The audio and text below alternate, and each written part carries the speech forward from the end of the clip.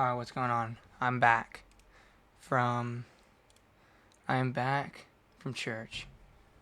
So we're gonna go over the final and last trade, which was the 14th at 8:49. Now this one was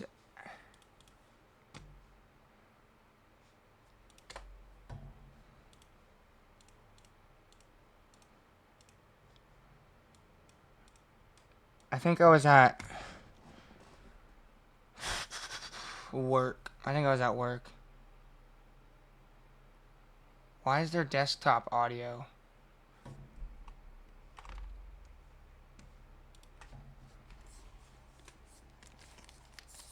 Oh. I have an aux cord.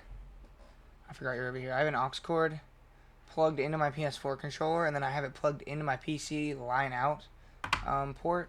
And then I did some settings in my computer so that I have that audio going into those headphones. But these headphones are actually connected to my PC.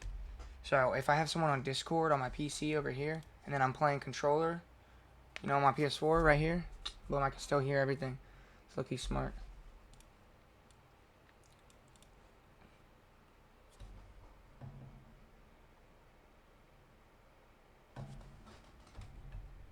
Stop.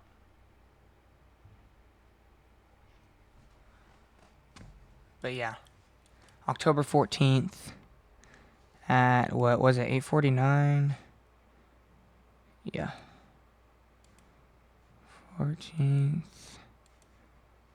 Right around here. Right around 8:49.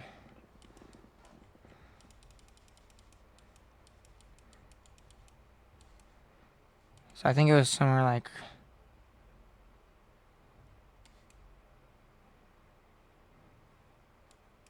So I entered off...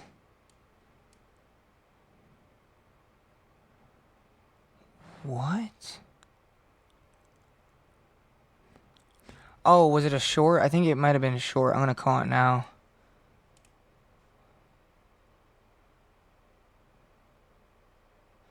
Oh no, that was the exit time.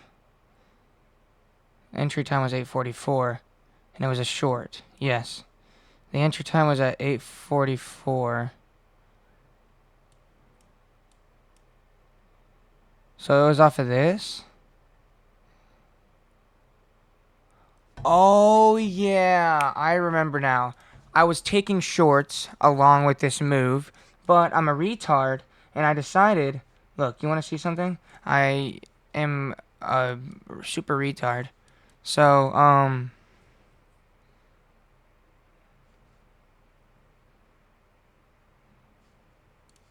yeah, if you look right here, we have session lows. Yeah, I know, right? You're like, what the hell? What kind of idiot does that? So we sweep session lows, but here's the thing though. This is what got me. We started going, although this shouldn't have got me, because we just swept session lows, so we need to kind of see some confirmation and make sure. But I could have, so basically, look at it sweeps, but look, we tap into this gap right here, and honestly, I could have taken this trade if I had done it properly, but I didn't, and that is the only reason that I ended up losing this trade. It's the difference of where I entered, and yes, that literally makes a difference. So you see it taps, makes the wick. Now, if you wait for your 2 candles of displacement and break a structure, that means you don't count this one. You basically are counting these two, because boom, we move, break structure, or not break structure, but a continuation within the trend, I guess. It's not really a break or structure. So I guess if you really wanted to, you could actually go off this. Just go to the top of this gap. Go for a 1-to-1. I could have done that. But I think I wasn't paying attention at that point. Either I was in the bathroom or I was like looking down or something. But I could have entered off that. If you want to wait for this continuation thing, then you could put your stops here at the high of these body highs and then go for a 1-to-1 there, and it still hits. But you know what I did? You know what seriously what I did? I decided, let's enter on the third candle, because that sounds like a great idea. And then what did I do? Put my stops, like, since there's a gap right here, I just put it at the high of that body. And then I was like, let's go ahead and, there we go. Basically, there's the 1-to-1. Literally, the only time I shouldn't have traded is when I traded. I decided, let me trade at literally the only spot. I could have traded at any other candle if I wanted to. I could have been like, okay, here's the wick, and then we have a candle to the downside, confirming the closure, or confirming that we're going to the downside. You literally could have traded off that. Oh, perfect. Or if you want to get risky with it, and just, oh, we get wick out of it, perfect. Boom. Boom, it closes. Boom, let's go to the 1-to-1. Easy. Literally off that. And then boom, we have this. You can go off the wick here, just to make it a little easier. Or if you wanted to go off the body, to make it even easier, because that would secure it. That would like secure the bag. Because then, if this somehow is gonna mess up your trade, break even you or something, boom, your TP is basically right there. So it's bound to get hit. But then you see this candle close below it. Then you could be like, okay, boom, even again, another trade. We still have another chance.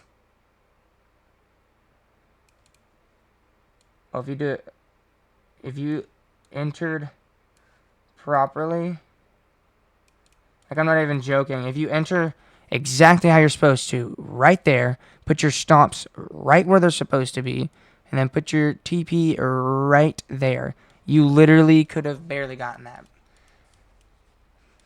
But no, I decided to literally choose the one candle. That day was like, wow, that was kind of stupid of me.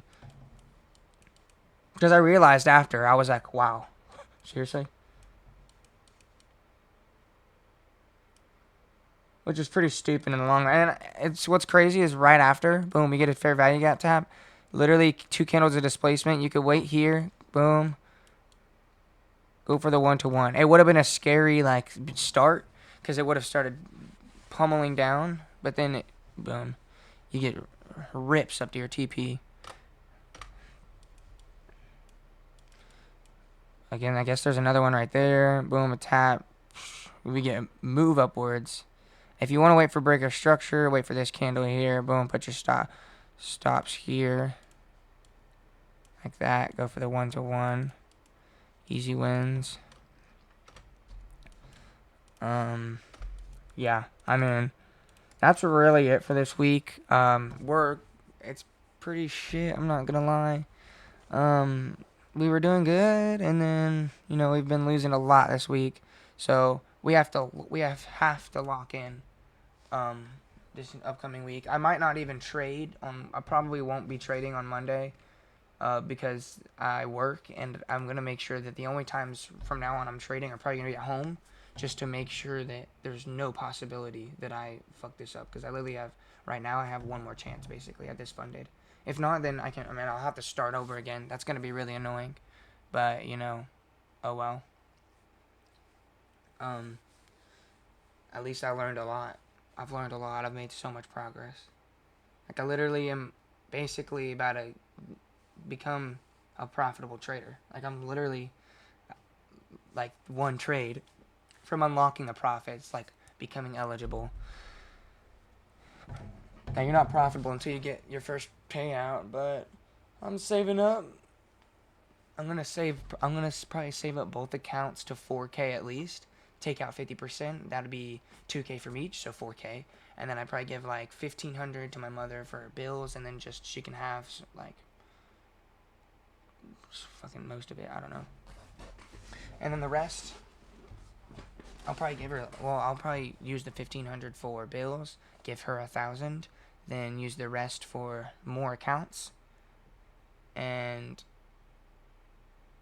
then the rest that I have left over will be put in my account to make sure that I'm able to get a vehicle, because that's the next thing that I need to get.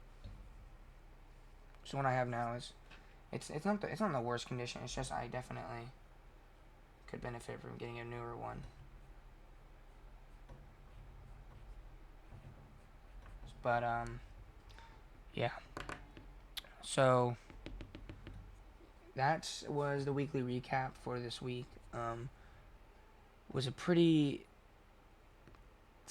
scary week, to be honest, because now we're one trade away. But hey, I'm not really worried, and I haven't been since Thursday, which was the last time I traded, because I already know that I'm capable of bringing this back. It's just I need to be 100% focused and make sure that I'm actually like having intention within the market to just like I'm not just sitting there like looking at the fucking market and shit. I'm actually like, okay, so this is what's going on, boom, boom, boom, and make sure that I'm actually like looking at it properly. I keep forgetting that y'all are over here. The only bad thing about this is my window, dog, because it backlights me really badly. So I have to go like this.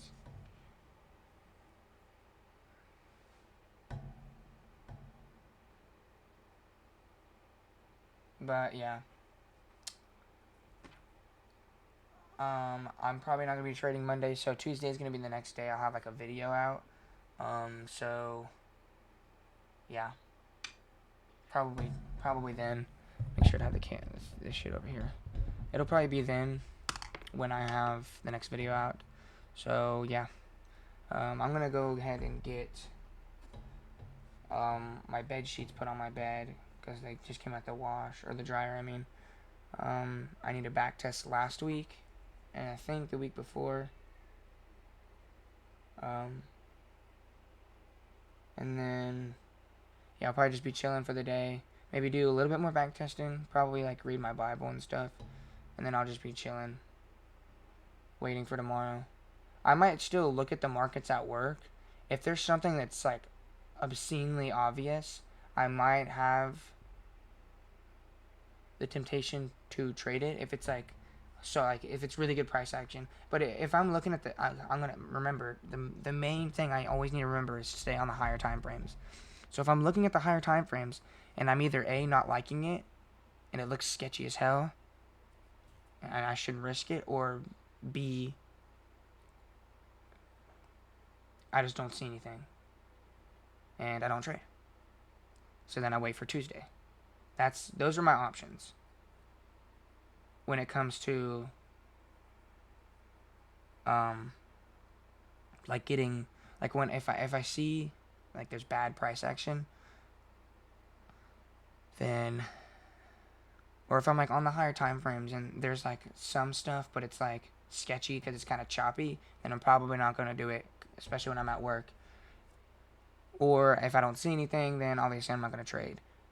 The only time I'm going to be trading at work if it's like super obvious. It's like, boom, they're both tapping into a 15-minute. Okay, go to the lower time frames. Boom, we see there. Oh, perfect. They both just inversed and broke structure. I bet that was also a displacement out of the gap. Boom, enter right there. Stops at the bottom of these bodies. TP 1-to-1. You know what I'm saying? But yeah, I got my little list here. I made sure to the weekly recaps on here. That's why I'm keep looking at it. Make sure to check it off. But yeah, that's gonna be it. I'll see you guys on Tuesday. This is kind of a good week, like learning wise. I know I did lose a lot, but again, it's looking at the grand scheme of things, I'm still gonna have my account. I just need to lock in, you know. So like, yeah, that's basically it. I will see you guys on Tuesday. Peace.